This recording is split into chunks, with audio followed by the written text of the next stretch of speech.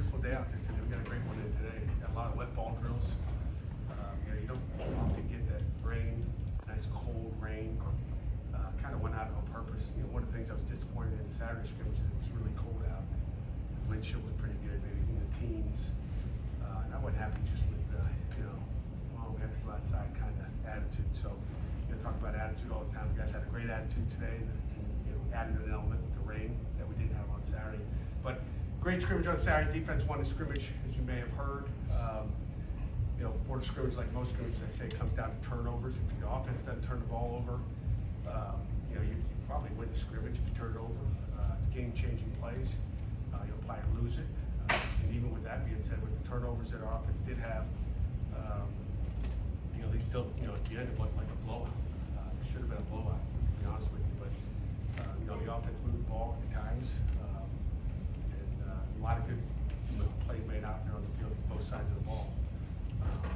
And then the other thing I talked about going into it, just the focus of the day was enthusiasm. You better have energy when you play this game. You can't play the game. You can have the greatest team in the world, but if you don't come to play and you don't have enthusiasm and energy, you're gonna lose. And I just thought the defense had more energy than the offense. So it's 2-0 defense. So but we got a lot of work in and a lot of teach tape. And we spent all day yesterday watching the tape with the players just to get things corrected and get out of good spirit of practice today. Questions? What did the quarterback show you in that live setting? Actually, a lot of good, a lot of good things. We saw a lot of good plays out there. Nate was solid. Again, it's just knowing where to go with the ball at times. Sometimes we're not taking. It's going out there making a play. I'd say with all of them, really, just throwing it to the right guy. Take the completion. It's not like we're looking for deep posts every time. It's just take what they're giving you defensively. We talk about a lot here on Sundays and Mondays during the season. Take what they're giving you. Sometimes you're just think predetermined going out there. It's a good question for Coach Bell. Predetermined to go out there and I'm going to throw it to him. Well, no, you can't just throw it to him. You got to throw it to the guy you're supposed to and create yards. But if you don't turn the ball over, we have a chance. That's what we got to clean up. Who were some of your players of the scrimmage that you thought stood out the most? There's two of them sitting back here, Cruz and Braylon, two guys.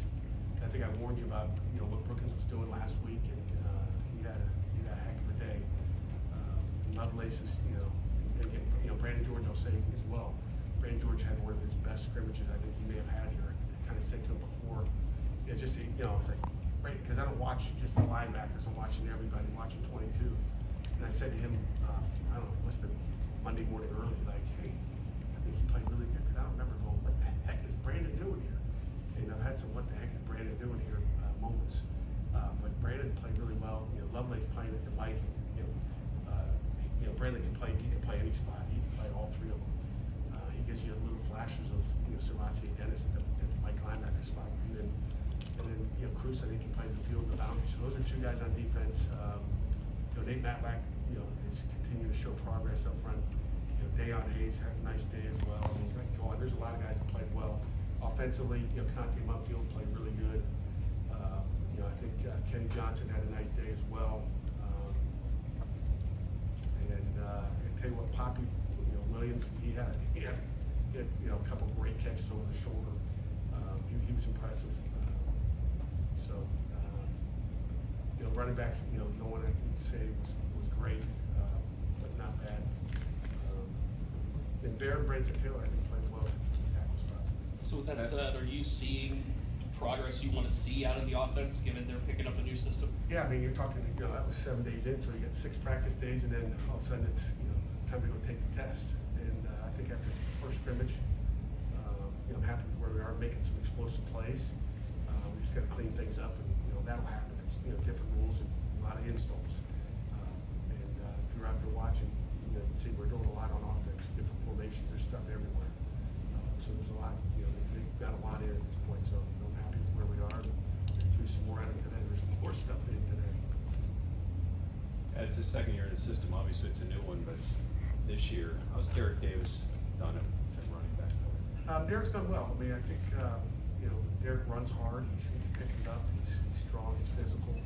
He can catch ball in the backfield. So I'm happy with where he is. He's getting his reps with the ones, and it's a work in progress still. But things makes people miss out there on the field. You know, good. What did you see from Jesse Anderson, along with Bruce? Jesse got a little pick six action, and you know, he doesn't do everything right, but you know, I look at where Jesse is right now compared to where he was last fall. You know, as you know, just from an attitude and really knowledge. I look at those two things. Like, he's got a great attitude. He's got a smile on his face all the time. Talk a lot about attitude, and then his knowledge is much better. I mean, he did a nice job on the interception he did hit, just playing it the right way, and he is much improved. And you know, I talked about that safety, how we're over at that position with Donovan and Yvonne and PJ.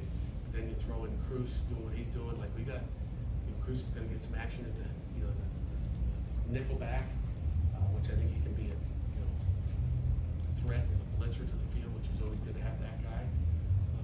And you know, he'll have a major role. And then Jesse's, you know, we'll be able to rotate those guys and keep them fresh. And we'll see, you know, how Jesse progresses. What did Duggar show you, Sam? Duggar, you know, I think the three's had like 28 plays, but you know, he had a quarterback draw that he didn't run. He tried to look for a pass, and you know, but you know, Duggar did some nice things. You know, again, he's just a baby. It's hard to say, but like, just him getting out there. I think I told you last week about getting out there. He's ready to go now. I just feel like, you know, he's just gonna keep getting better. But there's a lot of, I mean, if it's a lot for Nate, and Christian, and Eli, it's a boatload for the rest of the guys. Who's the corner spot outside of the Rylands? Ryland's out there, you know, Crumpley is battling, shot battling.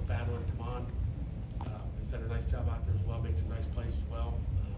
Got to catch the ball in the back end. At times we could have had a couple more maybe picks. If we catch it, those are game-changing plays. That's I think I'm probably missing somebody. Forgive me. You guys are playing in the rain today. What ball plays? Did anyone surprise you with their ability to do well in the rain? Well, everybody better, you know, done well. You know, again, it's football, and play the elements. You know, I think, you know, overall it was a good spirited practice where we got good work done, so I can't pick, you know, there's a rain guy, maybe the rain man, no, there's no rain man, but today they were all good. I guess there was no attempt to wipe the balls off today. You know, I don't pay attention, you know, we're going so fast, I didn't pay attention. I'm sure, I saw Eli had the ball in his shirt. He looked like he was pregnant at one point, but he's trying to protect his ball, I guess. Cade has been here for about 4 months. In that time, what have you seen from him as far as how he evaluates quarterbacks, like on the recruiting front, how he evaluates quarterbacks, how he recruits guys? What have you seen from his approach? You know what, he's a gym rat when it comes to recruiting. He loves to recruit. Sometimes I go in the afternoon, I'm thinking of working on football there and watching more videotape, and he's on Twitter a lot. He's watching videos on Twitter and sending me stuff all night long.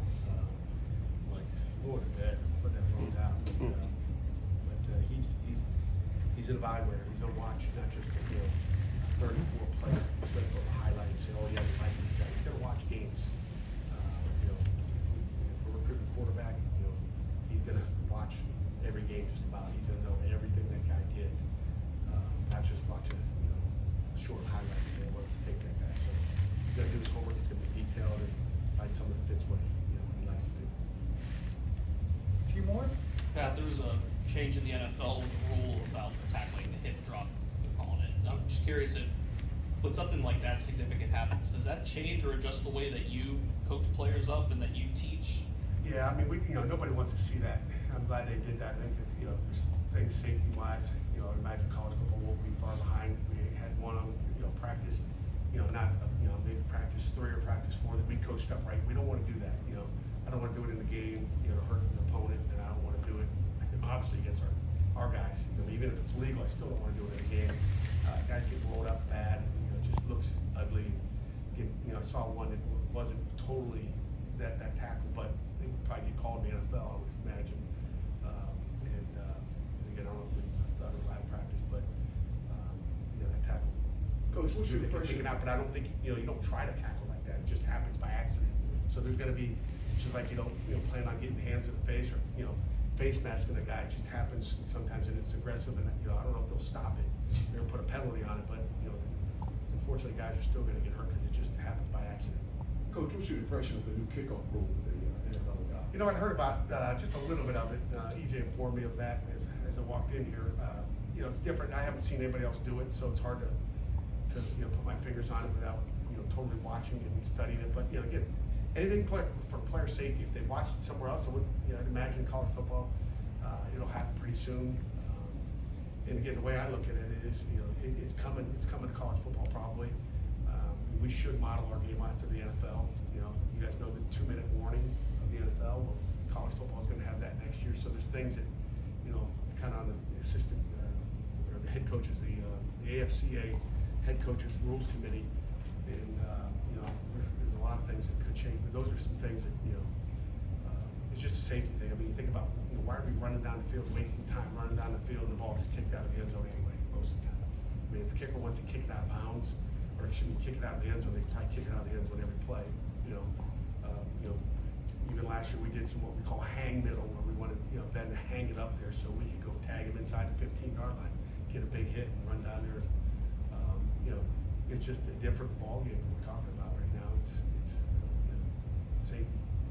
Speaking of kickers, how was your? This will be the last one, by the way, we've got our players sitting Ben in the Slaw wings. was unbelievable. Ben Slaw's had a great day on Saturday.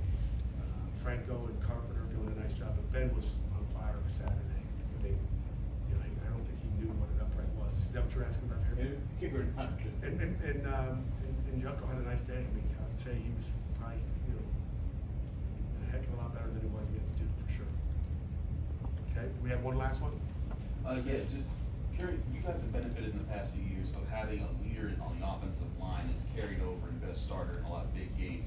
Do you have a player on your roster right now you think that has been that in these spring practices to help with the transition of this new offense? Yeah, I mean, I think a lot of those guys, you know, up front, it's hard to say who it is right now.